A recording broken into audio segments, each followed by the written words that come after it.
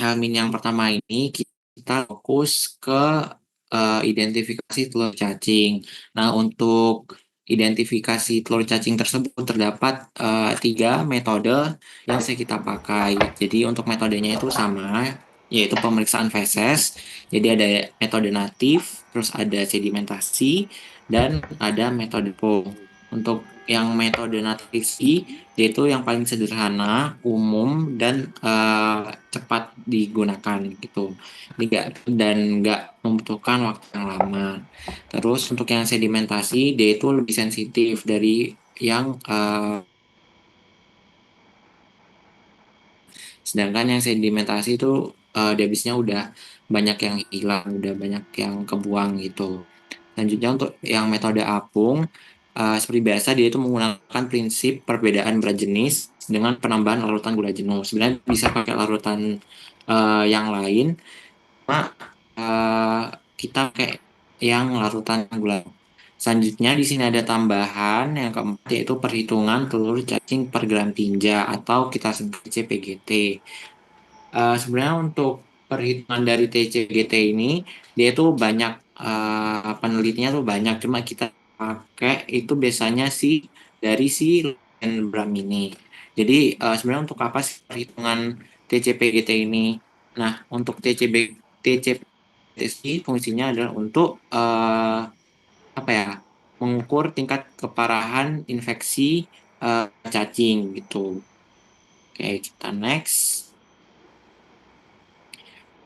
Nah, untuk identifikasi dan klasifikasi dari cacing yang kita bakal pelajari, ini sebenarnya masih banyak sih dari yang kita masukin di PPT ini. Cuma karena waktu kita terbatas dan kalau kebanyakan juga gak efektif, jadi kita masukkan atau cantum yang biasanya sering kita temui di lapangan gitu.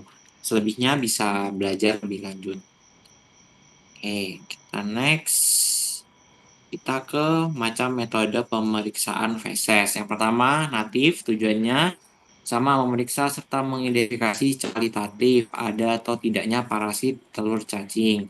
Terus untuk keunggulannya sendiri, dia itu cukup rutin dipakai, sisi identifikasi lebih cepat, mudah, efisien, dan digunakan dalam kasus infeksi berat.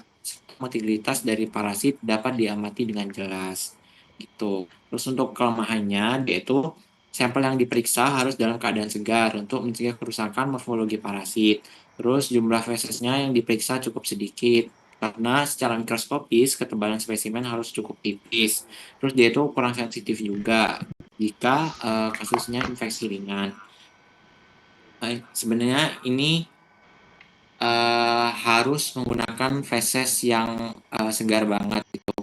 Soalnya beberapa kasus atau yang biasanya yang kalian bawa, feses yang kalian bawa, itu kan kita udah konsul ke Prof. Endang juga ya, itu kita kasih tunjuk foto-fotonya, beliau itu bilang kalau fesesnya tuh udah rusak. Jadi beberapa bentukan telur, parasit segala macamnya itu udah jelek banget gitu. Jadi untuk metode pemeriksaan feses itu lebih baik menggunakan feses yang masih segar gitu.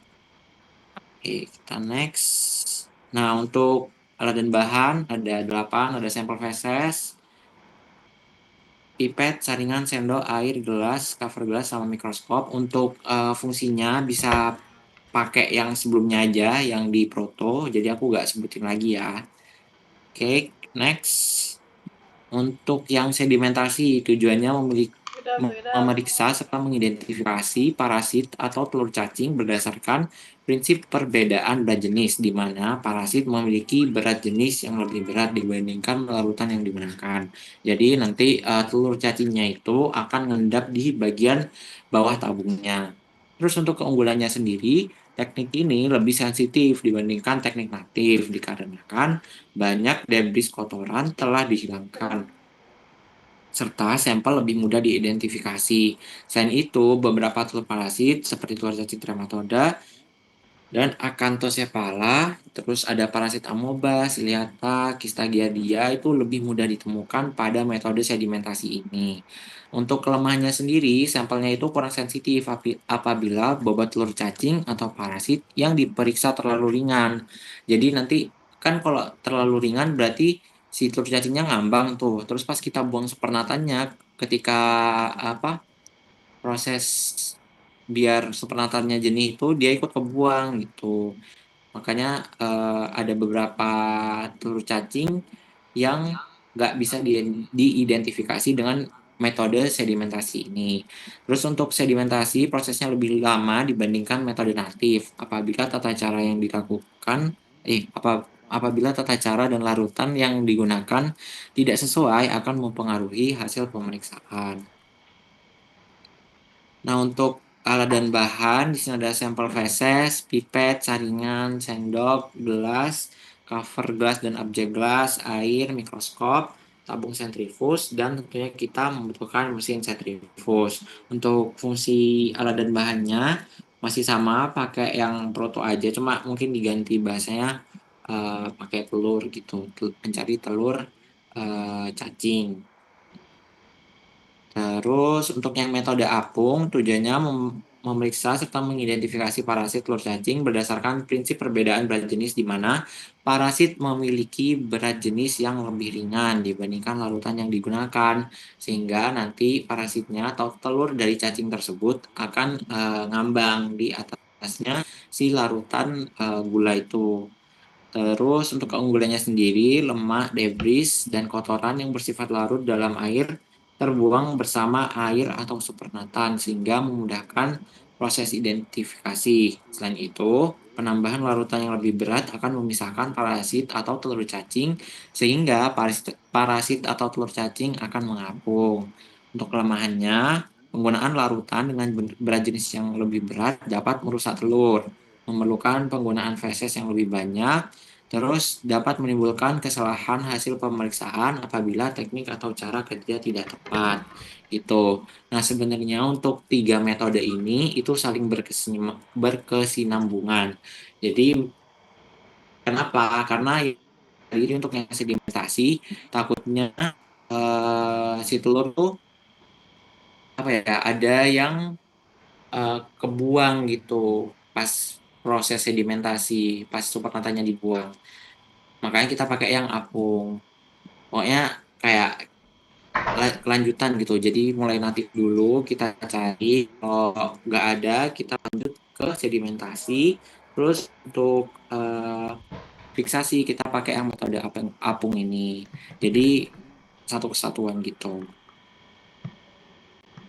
Untuk alat dan bahan ada sampel feses, pipet, saringan, sendok, gelas, cover gelas dan objek gelas, air, mikroskop, tabung sentrifuge, mesin sentrifuge, larutan gula jenuh, terakhir ada rak tabung. Nah, untuk metodenya atau langkah kerjanya, jadi ini cara bacanya. Misal yang pertama metode natif di sini. Jadi yang pertama kita harus membuat suspensi feses dan air dengan perbandingan 1:10 pada gelas A, kemudian menyaring dan menampung filtrat pada gelas B. Lalu mengambil satu tetes fat yang telah disaring atas objek gelas, kemudian menutup dengan cover gelas. Dan yang terakhir, kita amati sampel di bawah mikroskop dengan kebesaran 100 hingga 400 kali. Itu untuk yang natif. Terus kalau yang sedimentasi itu sama, kita bikin suspensinya dulu.